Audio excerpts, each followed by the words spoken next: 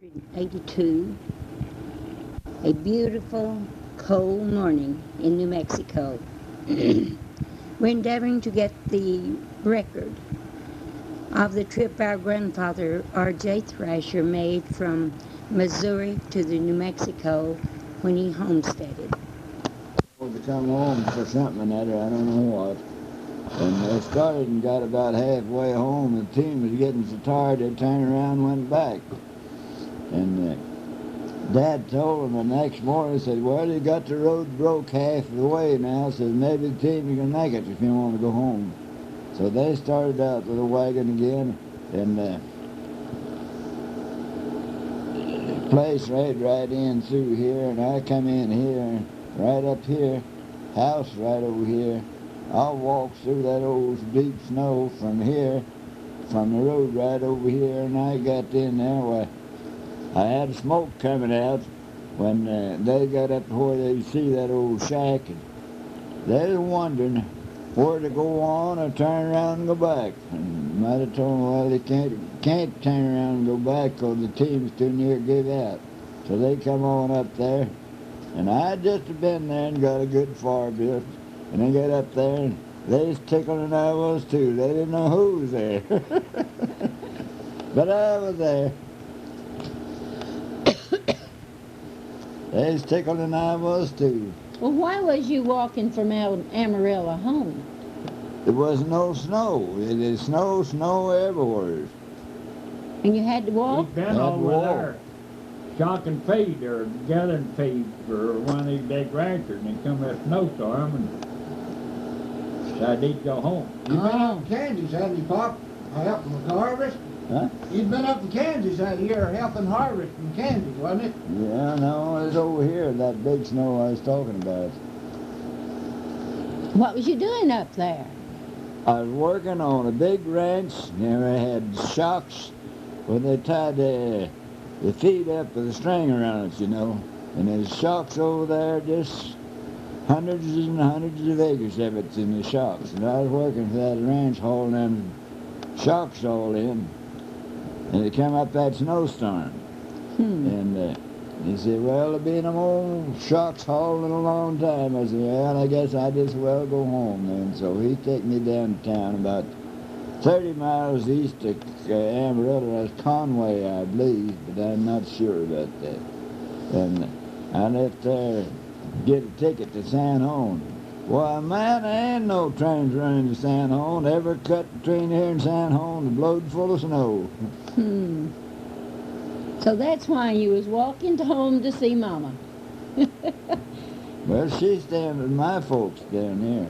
How many children did you have then? Gosh, I don't know. I had a house full.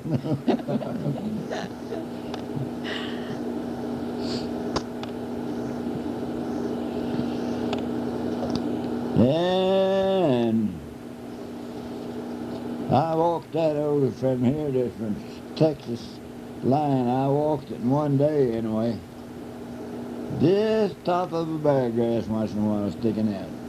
And I hadn't been there very long, so got a fire built up. And Mother come in over the road over here, and they come to this road here, coming up the old shack. They seen them tracks, and they didn't know where to go on or turn around and go back. And they couldn't turn around and go back because the team was gave out. So Mother said, well, go on up, we'll see who's there. And they get up there and me. They was tickling I was too. I'll bet.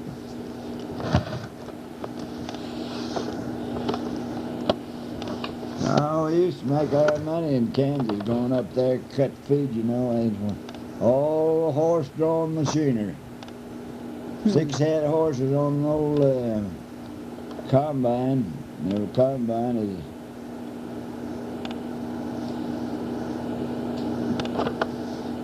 Yeah, I remember we was back there in Missouri one time, and they had that big old steam-driven tractor that they pulled that thrasher with. They'd pull it, moving this, it's that old steam engine hooked onto this thrasher, moving it out across there and hit a soft spot, and they got 6 head of horses put on, and they still couldn't go, and they got another 6 head. That made 12 head on the front of this tractor. pull that old drill through there. That old tractor had wheels that wide and lugs about that belt long on them. Yeah. It did spin. This shoe's cold. Make steam out of it.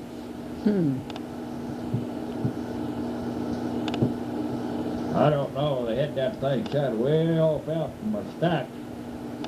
I remember them firing that thing up. Make steam to run it by. They had a great big old endless belt, about 60 feet. They run that from the steam engine over to the old separator. And Yeah, it was a long belt, I remember that. yeah. Now, you load that over the steam engine a little bit heavy, that belt would drag the ground. What was you thrashing? Wheat. Wait, Oh, oats. Anything we had, but the biggest part of our crop was wheat up there in Kansas. That's where we used to make our spending money, to go to harvest in Kansas. Well, I don't know. I was thinking they was thrashing oats that time we was over there in Missouri. Well, they did. They raised oats, but the bulk of it was wheat. They had oat too.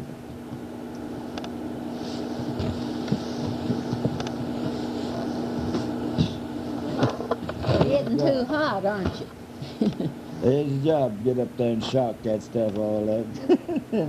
Had to go along there with a wagon team, throw it in a wagon and take it to the separator. I remember one time I wasn't very big and I was working over from Uncle George's.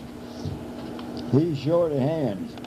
And they'd throw them there bundles up on the table over here and one on this side, and they had to cut the string and then run it through the separator over there and just keep that up. So, says, Richard says, you reckon you could cut the strings on them bundles and they'd pitch them up to you? I says, I can't reach them. You'd have to get me a box. And they said, well, I'll go get you a box.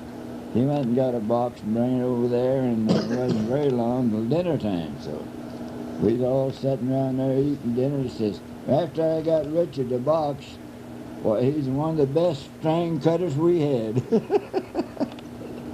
They raised me up before I could get fit, you know.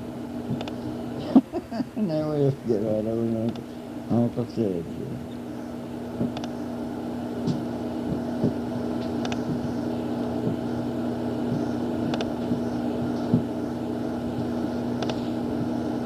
I always look for us to go to Kansas and wheat harvest. After wheat, sleek in a wheat haystack or the barn. They had an old cook shack where they cook stuff to feed you. You couldn't eat in there, but you get your plate and fill it up and go out and sit down or stand up, whatever you want to do, and eat it. Oh, Lord. my goodness, our prisoners today have better facilities than y'all had back there, didn't they? Yeah. They got a, they, I'll never forget the time we was fighting brook going over our car. And they went to eat dinner and they had water and taters. Tater soup. oh, I bet that was rough.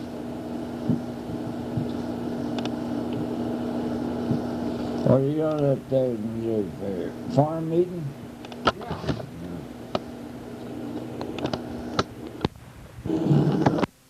Homestead, and you get it free then, outside of just a little filing papers. And that's the way it all happens.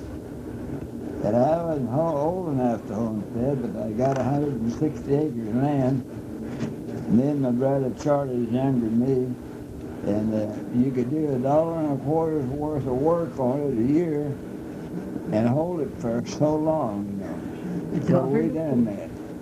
And I got of age, why I homesteaded on it. And my time was just about, well, I guess it had run out. But anyhow, I was living on it. Built a little dugout there, half dugout, and all that. walled it up halfway with rock and went to break and got poles and on top of there and got about 8 inches of dirt on top of that thing. And the guy come down there and my time was up on it all right. But anyhow, I had possession. Mm-hmm. The guy come down, I used to have a little old grocery store down there with that lake, and he come in there and told him, he said what he'd done, he had a filing on that place up there where Thrashers were living. But he hadn't much more than said that, and one of the neighbors come over there and told me what it's all about. And he says, well, you got possession, and he can't put you off. So you just stay, one of you stay there all the time till you get it all straightened out. Mm-hmm. So that's just the way it all happened. The homestead day. And then later on, well, they passed a law you could file on 320 instead of 160. And my 160 lady in a T shape. And this other guy, he's living in Amarillo, and he had 160 laid in the L right around that T. Mm-hmm. And he wanted $125. He had a little old shack on it. I don't know. Anyhow, I got it. And that guy come up there and told him, he said, it don't make no difference how many filings he's got on it. Says, you got possession. And one of you stay here all the time till you get it straightened out. He says he can't put you off because you got possession of it. Mm-hmm. So that's the way it all happened. Well, what happened to your daddy? Did he go back to Missouri? Yeah, after he stayed here 5 years, He went back. went back to his old homestead, whole home there in Missouri, because he just had it leased out for 5 years. Oh. But he leased it another year because he lost a year down there in the Pickett Valley coming up here. Mm-hmm. And the brothers in the Navy, well, they kept posted with one another, you know. And we was down there. I don't know where you know where Dexter is now. Yeah, I do. And it's south of Raleigh, anyway. Yeah. And they all hooked up the wagon and drove up here in Homestead. Dad stayed here 5 years and proved it up. Well, what did your brothers do later? Well, Brother George proved up on his, and Brother Tom proved up on his, and Will, he had a filing, but it was dry and windy. It was all over dead one Sunday for dinner. And Brother Will says, if it don't rain by the 20th of June, says, I'm going to hitch up my old hack, and I'm never coming back. So it was 20th of June, it hadn't rained. So he hooked up, he had a gray mule and a gray horse. He hooked up and went to Kansas. Went to Kansas. Well, he went up there, you know,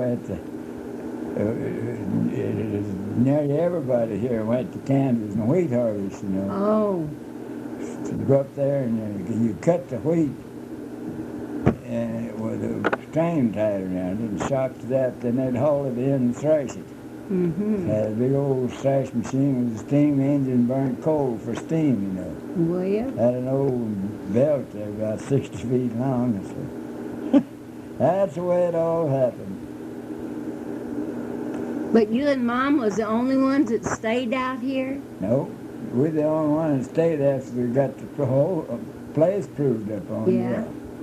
Dad proved up on his. But they went back. He went back What because he did- had a home to go to and I didn't. What did he do with this place out here?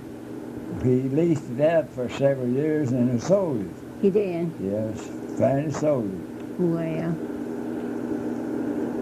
Huh. Well, I wondered. You said you came down on a train, and I thought some of them came in a wagon out here. Come in the wagon from Dexter. Oh. They come on a train from Missouri to Dexter down there. Then they come from there to Dexter up here in the wagon. You and your daddy and brothers? Yeah. Well, Our brother Tom, he's married and had a wife and 3 or 4 kids. And he had a wagon too. everybody had their own wagon, huh? Yeah. Well, In the fall of the year, we'd go down there to Piggy's Valley and pick apples, you know. Used to be lots of apple orchards down there. Down south of Dexter, going down that way, huh? Yeah, down south of Roswell. Down south of Roswell. Yeah. Huh. That's a pretty country down there. Well, what did y'all eat when you first began to homestead? What? What did you eat out here? What did we eat? Yeah? Well, we just eat anything we could get. Well, what did you get? You didn't have chickens and turkeys, did you? No, we didn't have no chickens and turkeys. Well, I don't know. We didn't starve anyway. You didn't starve. Did you grow anything? Oh, yeah, we growed You did. corn and maize. And we worked, too. You'd get a job in you anywhere you wanted to working. Where'd you go to buy your groceries? Go to a little old town there. Dexter was most seniors in it because Roswell's about 20 miles from there, and Yeah. Dexter, we were right close to the Dexter. How long did you stay down at Dexter?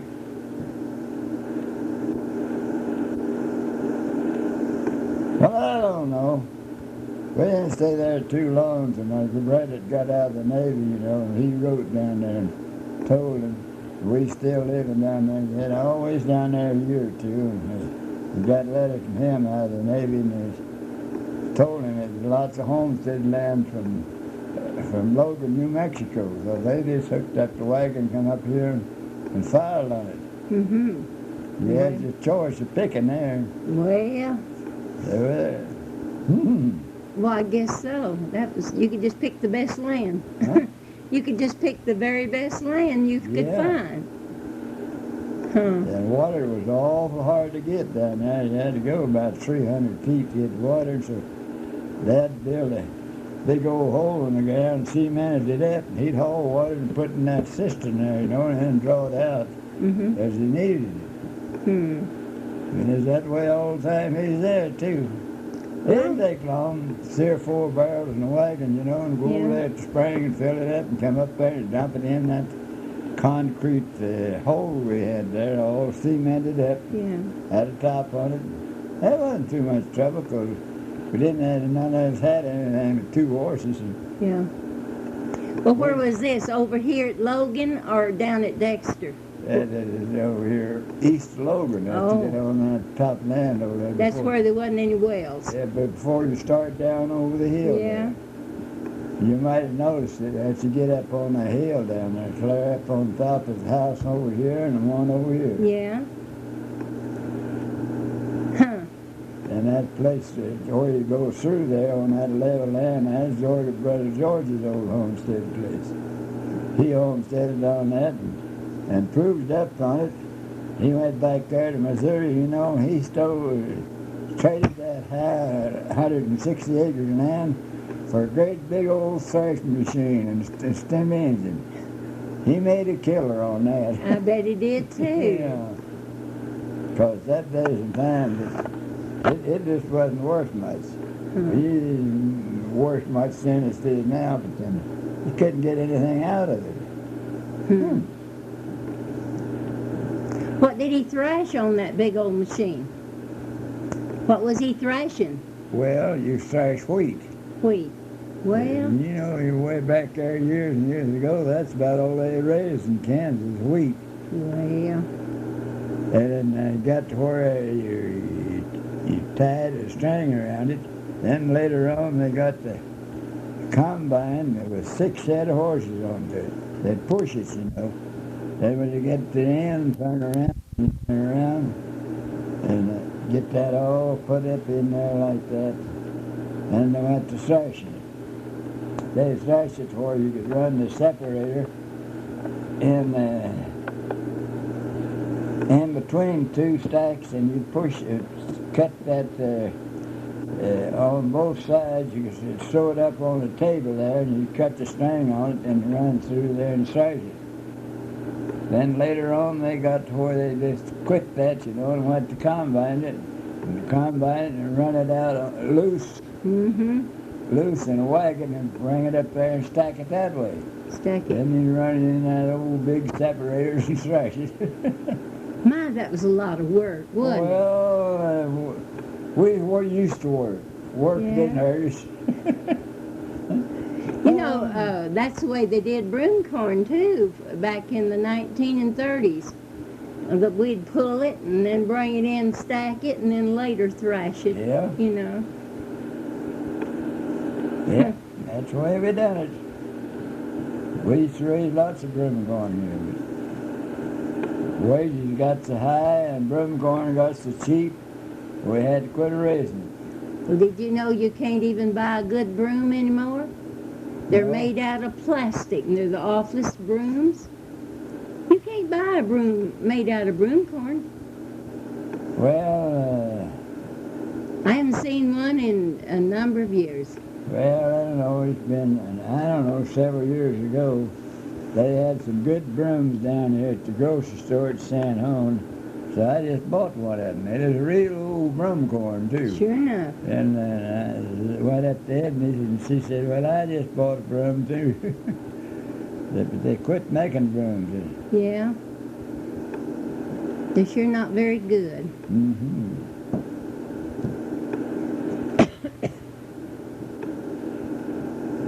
Well, did your mother come out here with Grandpa when he came? Yeah.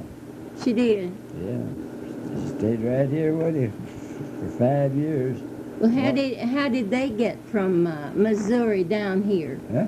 How did your daddy and mother get down here? Did they come on a train? They come on the train to Dexter down there. Oh. Then they come from Dexter up here in the wagon. Uh-huh. Well, they shipped down there. Shipped all the horses and farm machinery and Oh, they stuff did. down there, a whole carload of stuff. Boy. Shipped his work horses and farm machinery. Well, good night. I never thought about them doing that. Yeah, that old safe out there, we had it in a boxcar. And me and my brother, Charlie, the bottom part of that old safe there, where they had the shells out of it, well, they'd come around there to inspect us, you know. We was in that old safe with the lid shut down on it. So the inspector never did open the lids in there and then see what's in there. You was hid out, huh? Yeah, that's where we got in there. Oh, for goodness sakes. You was a hideaway. Yeah. And we got off down there, old Scholar Smith. He's a great big old stout, healthy guy, and all the time pulling jokes, you know. We got off down there at Dexter, unloading the stuff, and we was in that old safe. All says, boys, you as well come on out. You done caught now. Good night. I can't imagine. How long did it take to ride on that train from Missouri down to Dexter? Well, I just couldn't tell you. Did you stay in that safe all the time, or did you get out? Oh, we get out, you know, after they stop, but we get in there. Of Oh, course, when they was going, why, we could get out and get around there. We had horses.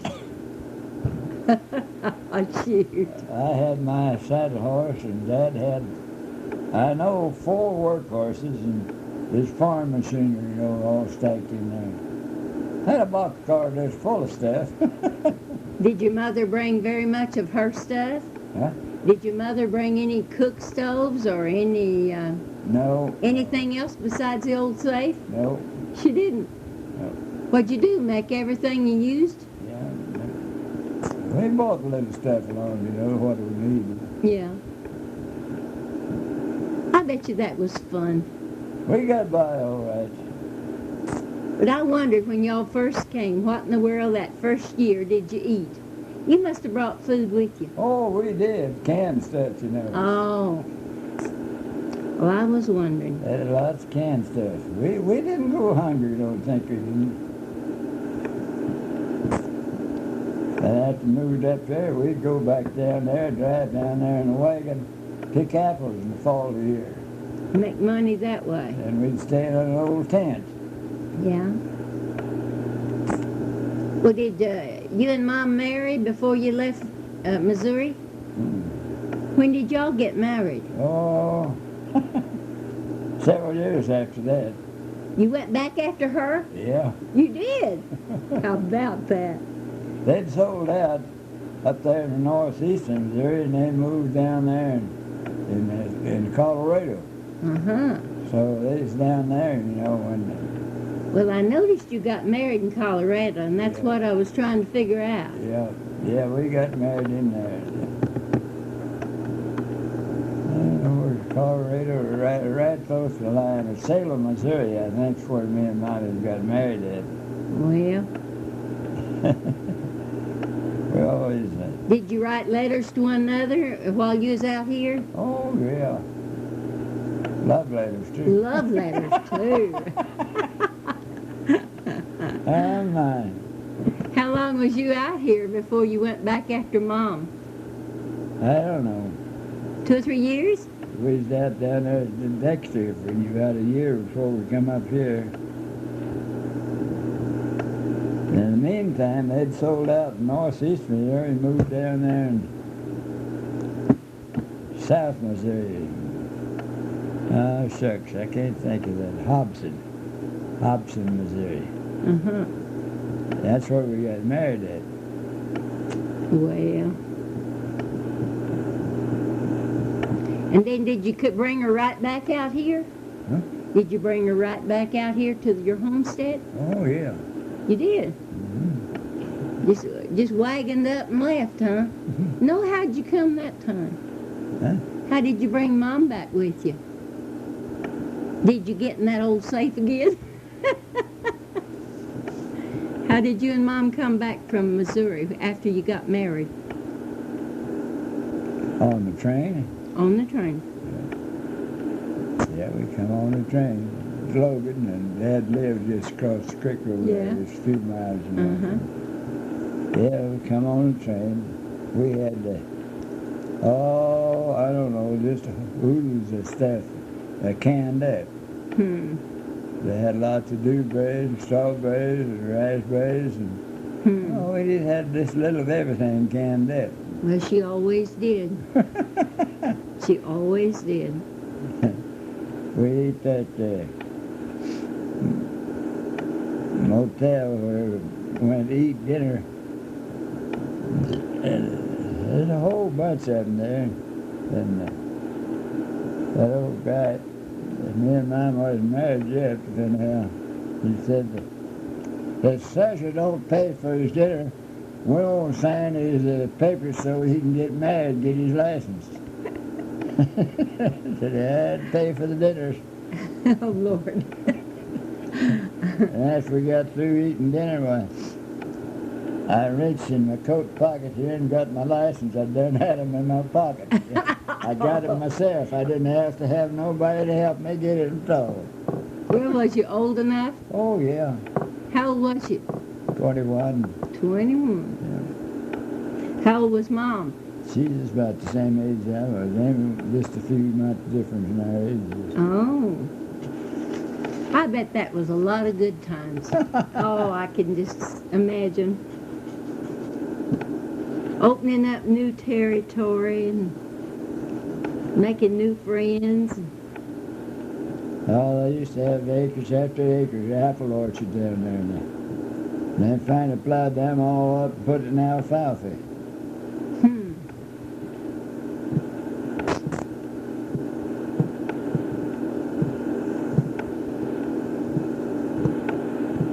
Have you been back to the old home places in Missouri since you and Mom married? Oh, yeah. I figured you had. There ain't nothing there anymore. Nothing there, huh? One of the neighbors bought it and had a two-story house and a great big barn. That's all tore out of there and gone now. Well, And Dad used to raise lots of sheep. Always had a bunch of sheep. That's where he made his money and live on it. Or you get the share of them sheep and get the wool, and you can sell them in the fall of the year, or you can sell them lambs at a good price too. Yeah. well, what do people do with sheep anyway? Sheep's just good for wool. They don't eat them, do they? Yeah. What is it, mutton? Mattress. Mutton. What's that sheep meat called? That meat, them sheep. What's it called? Mutton? Yeah. Mutton. I thought so. I never have eat any. Well, it's good. Is it? Yeah. Sheep, goats, they all just, ain't much difference in them.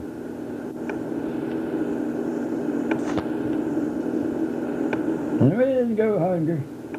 Well, them big old ranches in there that had thousands of head of cattle strung all over the country. We get hungry, we didn't go hungry. Well, them big old ranches in there that had thousands of head of cattle strung all over the country. If we get hungry, we just go out there and pick out a calf and shoot it and dress it and eat it. Uh-huh. Well, that was kind of custom, wasn't it? Yeah. Well, I wondered what y'all ate. If they eat rabbits or wild turkey or what you eat. We eat rabbits. They didn't have no wild turkeys. No, I didn't see no wild turkey, huh? Did y'all ever kill deer?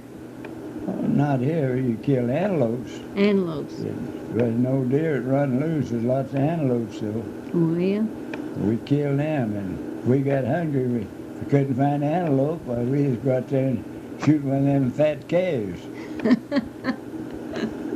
they'd hang you today for doing that. They're worth about $700 or $800 a piece, aren't they? I can remember when we sold cattle for $5 a head. You remember during the Depression? How cows got way down, you couldn't buy feed for them, and you could buy a cow for $5. That was back in the 30s, 1930s. Well, I don't know about that. But we didn't have nothing to sell, and we didn't buy. If we wanted to eat one, we just went out there and picked out a fat calf and shoot it down right out on the prairie. Huh. We didn't go hungry. Well, Because Mommy canned up lots and lots of different kinds of fruits from Missouri and shipped it down here already canned up, ready to eat.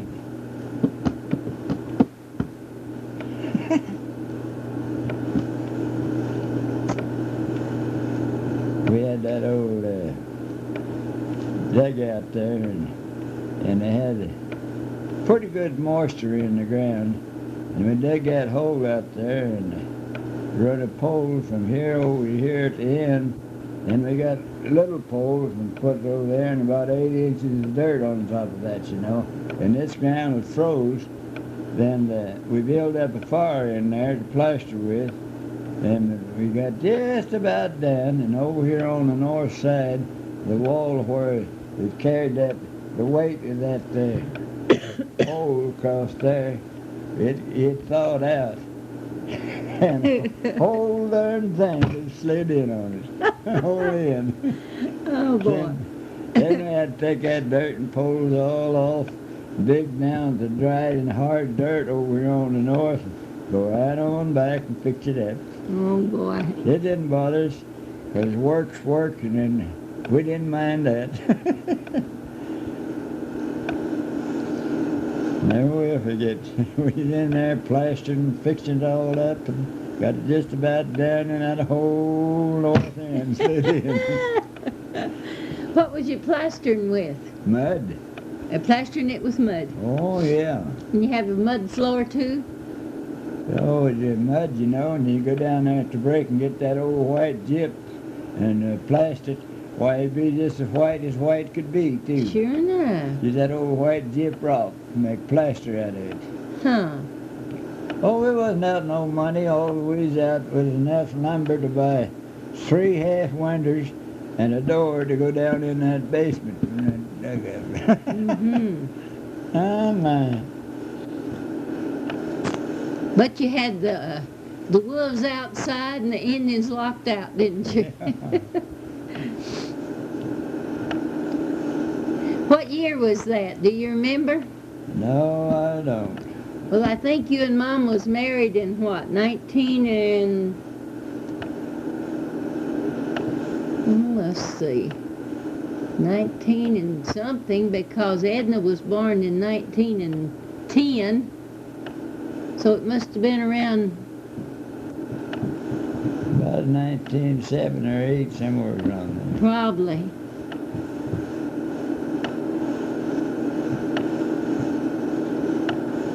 When did you move from over toward Logan back over here? When did you come over this way to San? To Well, where you? I never did live down there. My folks lived down there. Yeah, and you came over here. Yeah. On that west here, just over the hill there. We stopped down there on this place, and one woman there, and the old man was off working. We stopped there. Dad was baby. We stopped there and wanted to know if there's any land they could buy the homestead off of it. He said, just over the hill here, there's a man and woman who they want to sell out. They had 160 ladies in a T-shape. Then I finally sold that out down there, and then I bought this over here. Mm-hmm. And I had $50 left. Then that over here, then off over there, had a little old hand-dug well on it. That stuck my eye. It wasn't very strong water, but it was good. Yeah. Walled up. It wasn't walled up. It just had some boards over it for the top, you know. And I got it the first fall. That began to cave in the top part there, you know. Yeah. And it dug out a hole quite a little bit deeper than where the rock was, where the water come in there. So I'd got the wagon, went out there and filled that well up with snow. Filled it up with snow clear up here to where we could put rock on this rock over here, about 12, 15 feet there. There's nothing but dirt. And so I put snow in there, and I'd throw in rock, and I'd get in and put them rock up as high as I could reach. Then I'd go get another wagon load or two of snow and pour it in there and raise it up some more. Well, I'll say. Never heard of such a thing. But lots of things you Wow. get that whole well filled up with the snow, you know. It wasn't very strong well, but it is good water. That's what I wanted. My. Well, what did they do in those days? Board their wells up with lumber? We build that up with rock. With rock? Yeah. That's what I told you. We just throw snow in there and raise it up, and we get a load of rock, put in there, and get that up as far as we can reach. We just go get some more snow and raise it up. That don't make sense, but I guess it's all right. Well, that's the only way we could do it. You couldn't get down in there and lay rock without putting snow in there? It's about 10 foot below the rock down there. You couldn't reach it. Oh. So we filled it up there with snow, you know, then we get a load of rock, get up as high as we reach with it, to go get some more snow and raise it up. Using that snow for a ladder, wasn't you? Yeah, my. I never thought what you was using the snow for till right now. I couldn't figure that out. But that's what I got that place for. The reason I got it, it had good water on it, but it wasn't very strong. But then it was enough for house use and a few head of cattle. Yeah. And just across the road over there, we come over here, old Chris Rock.